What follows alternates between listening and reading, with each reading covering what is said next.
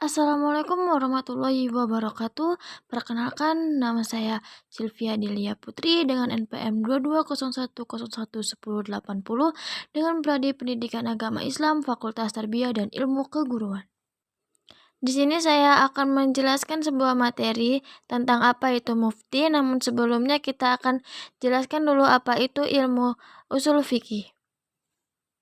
Ilmu usul fiqh merupakan ilmu yang penting dalam bidang ilmu agama Islam. Ilmu ini akan membantu ulama dalam bidang ulumul Quran, ulumul hadis, dan juga ulama fikih untuk mendalami bidang ilmu-ilmu tersebut.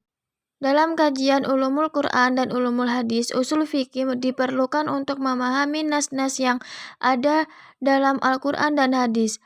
Urgensi usul fiqh lebih diperlukan dalam bidang kajian fiqh dan hukum Islam, terutama untuk menetapkan hukum dalam kajian fiqh kontemporer yang memerlukan ijtihad dan tidak ditemukan dalil secara syar'i dari Al-Quran dan hadis.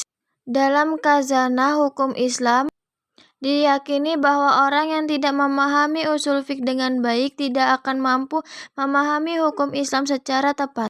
Buku yang ditulis oleh Saudara Agus Wiswanto, salah seorang dosen Fakultas Agama Islam Universitas Muhammadiyah ini, berusaha melengkapi kepustakaan dalam bidang usul fiqh. Disusun dalam bingkai akademik, buku ini diharapkan dapat diambil manfaatnya oleh para mahasiswa untuk lebih memahami kajian hukum Islam. Begitu pula oleh masyarakat umum yang konsep terhadap ilmu agama Islam, khususnya ilmu-ilmu syariah. Langsung saja kita bahas tentang pengertian apa itu mufti. Mufti adalah orang yang diberi wewenang untuk menghasilkan fatwa dengan cara ijtihad. Tugas mufti adalah mengenalkan dan menerapkan syariah Islam dalam suatu masyarakat. Syarat untuk menjadi mufti adalah menguasai ilmu usul fiqh, fikih dan syariah Islam serta memiliki sifat yang mulia dan sehat. Fatwa yang dibuat oleh mufti harus mengikuti perkembangan zaman. Selanjutnya kita akan bahas tentang syarat-syarat mufti.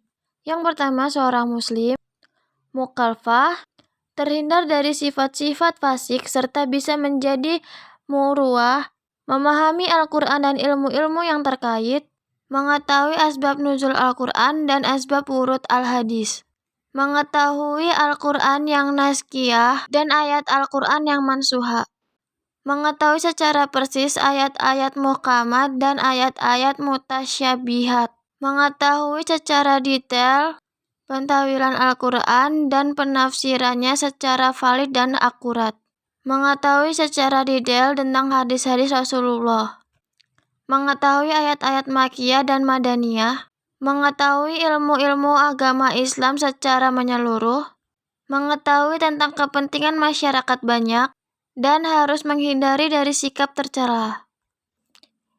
Itu tadi syarat-syarat dari mufti. Selanjutnya kita akan bahas tentang apa itu pemberian fatwa. Yang pertama, mufti menghasilkan fatwa yang bersifat mengikuti keadaan sosial dalam suatu masyarakat tertentu pada waktu tertentu. Kedua, pemberian fatwa harus dilandasi dengan pengetahuan tentang tradisi yang berlaku dalam masyarakat yang meminta fatwa kepada mufti. Yang terakhir, mufti tidak boleh menolak pemberian fatwa apabila ada perintah dari masyarakat awam. Mungkin itu saja yang bisa saya sampaikan tentang itu.